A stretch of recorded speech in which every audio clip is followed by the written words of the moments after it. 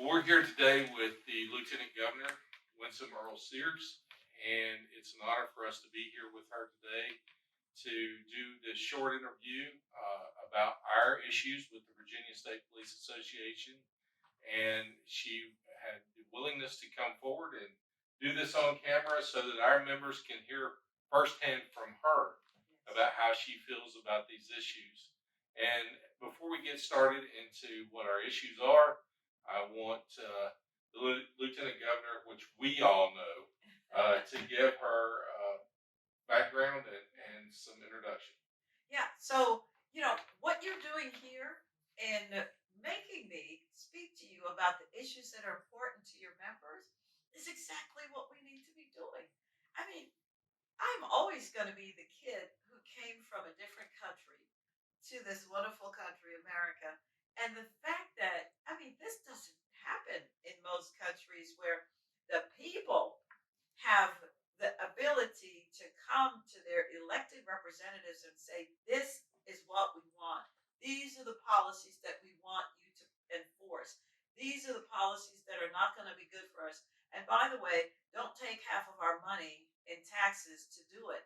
I mean, that's just unheard of. So I think we should always have this ability. So I love it. It's never the hot seat for me. I think any politician who doesn't want to hear from the citizens, the residents, that's a problem. I saw that in another country. I don't want that here for us in America. So having said that, so I'm running to serve. I'm running for governor, really for I would say for three reasons. There are certainly a lot more, but I think this one, will encompass all of them. So number one, my filters are always going to be, am I what I'm about to do going to create jobs or destroy jobs? And my opponent, of course, Abigail Spanberger, the things that she is wanting to do will, of course, cause businesses to not want to come to Virginia. And we didn't come this far to only go this far and lose everything. And then the other filter I would have is what we're about to do going to keep Virginians safe and secure. I mean, because really, I should have said that first because everything falls under being safe and secure. You can't talk about job creation. You can't talk about anything if you're not safe and secure. So, are we going to be prosecuting the people that you send us, which is another issue about these Commonwealth's attorneys? And then I think the other thing would be certainly because I believe in defending and protecting and all that. Um, what are we doing about education? Is what we're going to do going to help educate the children, or is it just going to continue them on a road to failure? Because no child is born to be a failure, and they need a future, they need a hope, and that's what we're going to bring. And so I believe that parents should be able to choose any school that they want to send their child to. So those three things, and then affordable housing that all goes together with that. Whatever it all generally falls under that. Well, and that's what we're here for today, because we believe that a secure Virginia is what makes all those things tie together. We think that you don't go to school unless your children are secure in the school. Yes. You don't go to work unless you're secure in your job. And we feel like there's some things on the horizon that we saw last year that I know you saw as Lieutenant Governor that will affect the state police because a lot of people don't understand the job of the state police and what we do. We are the state's police agency. We are the ones who are called in when riots occur. We're the ones who are called in when union disputes take place. We're the ones that are called in when something goes wrong at this capital and at DC's capital. We're the ones who are on the line to do things and not be political. We are servants. We are servants, just like you talked about. And the one thing that we have been asking candidates that are running is their stance on collective bargaining because we feel, and we polled our association, which we've been representing state troopers for over 50 years. Our organization, our association, has been in existence for over 50 years. We polled our troopers to see how they felt about collective bargaining. 65% of those said they did not want it because it would affect their jobs. Only 15% said that they did. The other percentage said that they're undecided on it. But then you go down into the polls when we asked the question, will this make your job better? They said no. 75% said no. Collective bargaining. Collective bargaining will no. And so we feel like collective bargaining will then put us in a political posture, because when corruption happens in state government, and it has, we're the guys that come in and investigate it, and we do it impartially because we have to look at the evidence, and therefore, with collective bargaining, you're going to lump us in a group of law enforcement that are under the same union as state employees. And I think that that will hinder our ability to do this non-politically. And the other thing is, when we look at these bills, it's ironic to us that they exempt, the legislature exempts their aides and the Capitol Police that are under them. So why is it challenging us to be in it, yet to be in collective bargaining, yes, but not them? them? Yeah, it's rules for thee, but not for me. Right. If you think that it's such a good idea, this collective bargaining, then the lawmakers who will, if I am not elected and my opponent, Abigail Spanberger, is, but we don't have to worry about that because I will be elected because we have common sense policies. But just for argument's sake, if she is elected, they will force collective bargaining on everybody, even though you said a majority of your members have said they don't want it. Right. This is the part I'm talking about, where the people are telling their elected representatives, we don't want this, don't do this. We want to live our lives the way we want to live our lives, and make our our money, etc., etc. And so think about it. For me as an immigrant, coming to this great country again, and I'm doing a naturalization ceremony. So we're welcoming all the new Americans. They passed the test and they're law abiding, and I'm saying, welcome to America. Welcome, my fellow Americans, the land of opportunity, of bravery, etc., etc. But just remember this one thing: if you're going to get a job in America, you're going to have to join a union. And if you're going to keep that job, every paycheck you're going to have to pay to keep that job. That's what we left, Bill. We left that. We left that in the old country. We were told America's about freedom. That's not freedom. That's not liberty. And so that's why I'm always going to err on the side of liberty and freedom. And I don't see freedom in forcing you to join an organization. You know what that is? That's a tax. That's what that is. And I'm the one who's trying to get more of your money in your pocket, not to keep pulling it from you. And so my opponent, Abigail Spanberger, has voted in Congress to force every single state. They will have unionization. And I know we're talking about safety and security, but I'm thinking, for example, about the farmer. Agriculture is our number one industry, and forestry is our number three. They employ over 500,000 Virginians. And think about it. You have farmers who are struggling. What if we force their employees to unionize? They're going to go under. Right. My job is not to make your life any harder than it already is. I'm trying to leave it better than I found it. And that's not what my opponent will do, and that's not what she voted for. She voted against Virginians. Well, and I'm going to bring David in here because David's done a lot of research on collective bargaining within the public sector. It's not that we're against private unions. We're okay if they want to privatize in the private sector, but we've done a lot of research on how we heard in 2020 about police reform after George Floyd. Oh, But then, as we start looking at these integral parts of what happened in George Floyd and what happened in Minnesota, we see that unionization is actually the cause of it.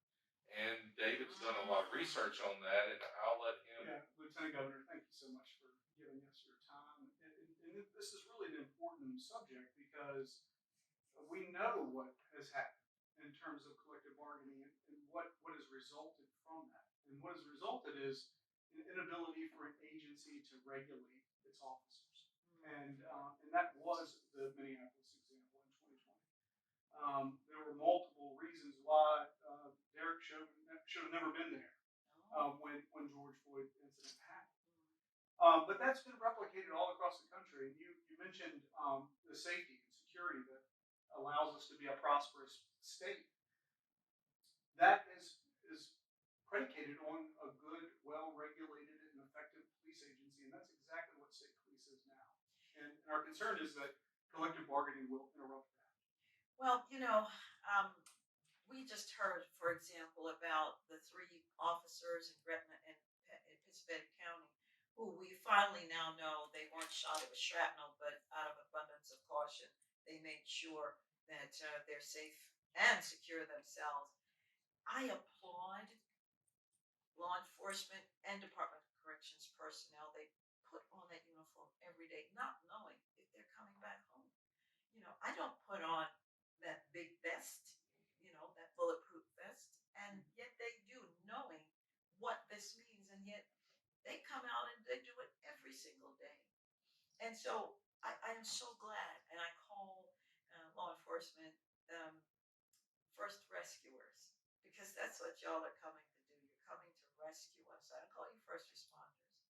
And I've seen too many in the short time that I've been lieutenant governor where we've buried deputies, police. It's unacceptable. But this is the world that we live in now. So I want to make sure that you understand I am never going to defund the police. And I hear all the time, well, police are this, police are that. Listen, there are bad apples in every profession. There are bad lawyers, bad doctors, bad teachers, bad politicians. Yes. Bad Marines? No, there are no bad Marines. But so what do? We get rid of those that are not honorable, and we run with the ones who are. And at the same token, I am also not going to get rid of qualified immunity. What about that makes Right. sense to anyone? And yet my opponent voted to do exactly that. Defund the police and get rid of qualified immunity.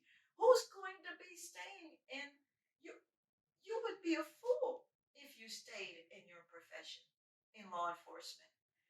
Why would you do that? And so I don't know what has happened with her that she's, made that decision and now she's trying to run away from it. But if you look in her documents, her economic plan, she says she's going to reform right to work. Not get rid of it, just reform it. But the problem is there's no way to reform it except to get rid of it. And by the way, she did tell 2 fibs. Number one, she said that it has been altered. The right to work law has been altered in Virginia over the years. It's never been altered. It's been enacted since 1947, where you're not forced to join a union, and it's never been altered, never been reformed. The other thing that she said was a half truth, which in my opinion is a full lie. And it's this: she said, notably, no bill was brought this year to get rid of right to work, to force you to join a union. The problem is she never said there was a bill to make sure that we would never have the ability to be forced to join a union. And it was killed. It was killed by the Democrats. She never said that. That was a constitutional amendment A to constitution. enshrine right to work. And Your liberty, your freedom to work, your freedom to work without having to be taxed. well, that's the danger of collective bargaining. If you do away with right And you brought up qualified immunity. That is an issue that we take on, and that we believe that we already fight this retention problem and this recruitment problem. And without qualified immunity, where you're operating as you're trained and you're operating in good faith, but yet something happens, uh, then you're not going to take this job because No. you're going to have the fear of being sued over everything that you Everything. do and charged. Now, even with qualified immunity, there's still areas, if you're operating outside your training and you're doing something wrong, that you can be charged. That's the myth that a lot of people have presented. Well, qualified immunity only protects you if you're doing your job within the training that you have and you're doing it in good faith. And so we're glad to hear that you are against doing away with qualified immunity.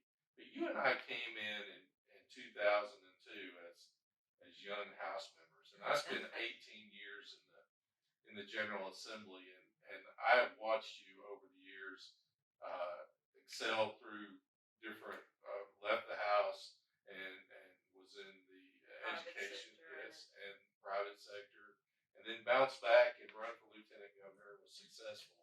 But you and I see the things that happen in the General Assembly, and I think people don't understand the integral works of it and how important it is to have that relationship Yeah.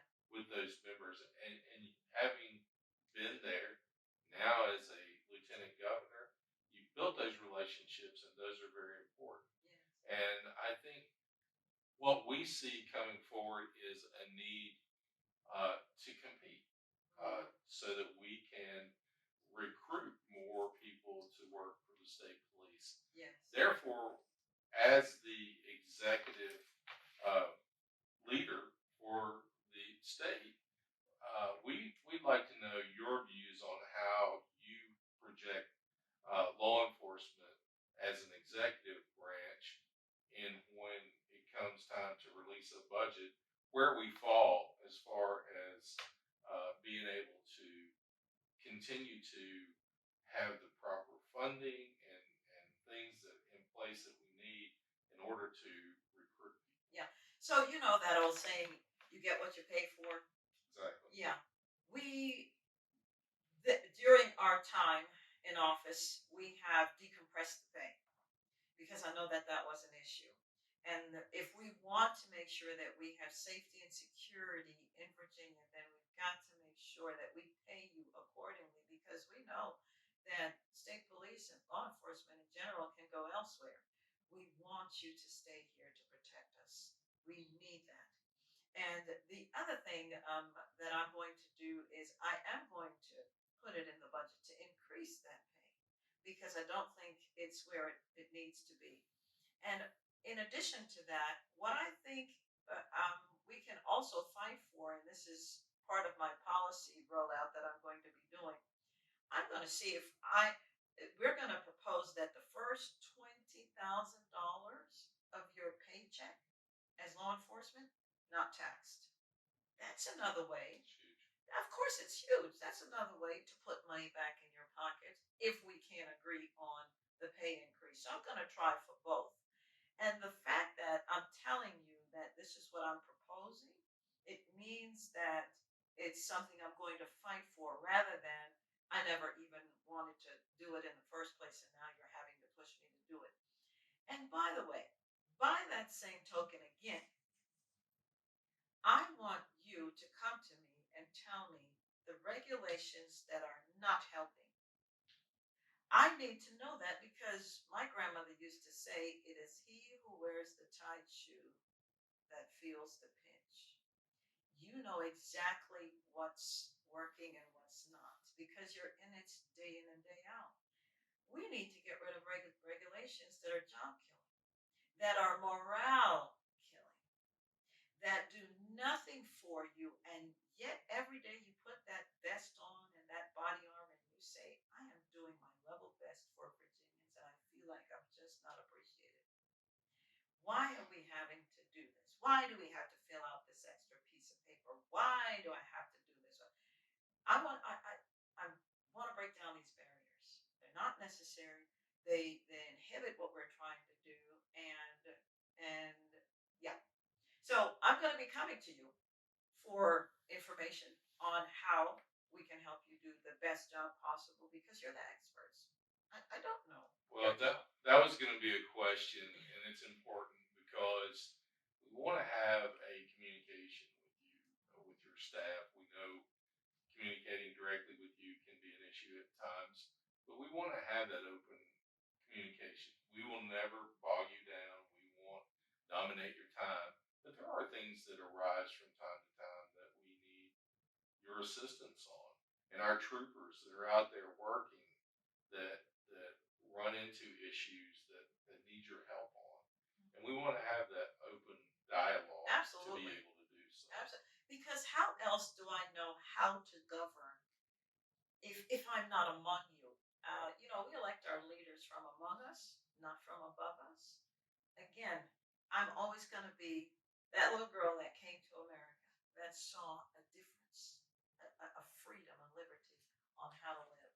So that is my guarantee. You will have access to me because that's the only way I know to lead. So as we wrap up, David, do you have anything? Lieutenant Governor, thank you for your openness and your support for law enforcement, and particularly your understanding of what collective bargaining is really going to relate to the respective trooper, and that is indeed a tax. And I truly believe that the ultimate goal is to force everybody into paying those union dues, Yes. and that will be a tax. It'll be a hefty tax. Yes. And if you take that into conjunction of where we're at, we're not competing with other states and localities on pay. And we're falling behind. We've got huge vacancies. All those things can be corrected with exactly what you said that you support. And I look forward to that happening. Thank you so much. Yes, thank you. Thank you for inviting me. And I don't think it was an invitation so much as this is something you're going to do. And I answered the call. See, Yeah, that's what we do. that's we just want open dialogue. Our Yeah. our our men and women are out there fighting every day. They just want to know where the candidates stand on Yes. these issues, As well and you we should. appreciate you being open to allow us to do the podcast that we'll be sending out to our membership, and they'll hear it directly. And we appreciate you being open and honest with us on where you stand. Thank you. And this is not going to be the last time. But then again, I'll continue to really be out there listening and working. And so, yeah, this is Well, something I do. thank you very much.